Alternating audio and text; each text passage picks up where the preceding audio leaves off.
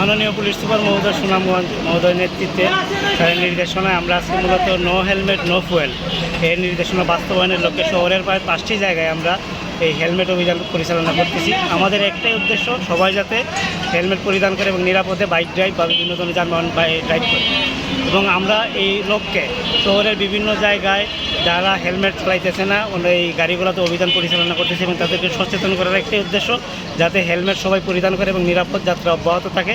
এবং এইভাবে আমরা শহরের প্রত্যেকটা অলিগলিতে অভিযান করব, যাতে ওই বিষয়টা বাস্তবায়ন হয় এবং মানুষ যাতে নিরাপদে সড়কে চলাচল করতে পারে। ধন্যবাদ। করার মূল উদ্দেশ্য হলো আমরা সাধারণত এটা আমাদের নিজেদের নিরাপত্তার জন্য। মূলত আমরা যখন কোনো বাইক ড্রাইভ করি বা কোনো বড় গাড়ি ড্রাইভ করি তখন দেখা যায় যে অনেক সময় বড় ধরনের দুর্ঘটনা ঘটে, তখন আমাদের নিজেদের জীবনের নিরাপত্তার জন্য মূলত আমাদের হেলমেটটা প্রয়োজন।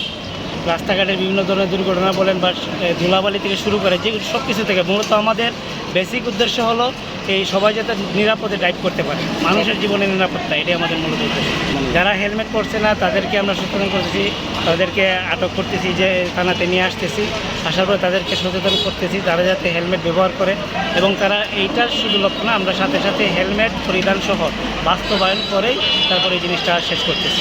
তাদের উদ্দেশ্যে একটাই কথা যে আপনাদের সময় এর চেয়ে জীবনের মূল্য অনেক বেশি। আপনাদের জীবন হয়তো আমাদের কাছে কিছু, কিন্তু আপনাদের পরিবারের কাছে অনেক কিছু। তো আমরা চাই যে আপনারা সবাই, আমরা যারা সাংবাদিক আছেন সবার মাধ্যমে বার্তাটা ছড়িয়ে যাক, যাতে সবাই হেলমেট ব্যবহার করে এবং নিরাপদে বাইক ড্রাইভ করে।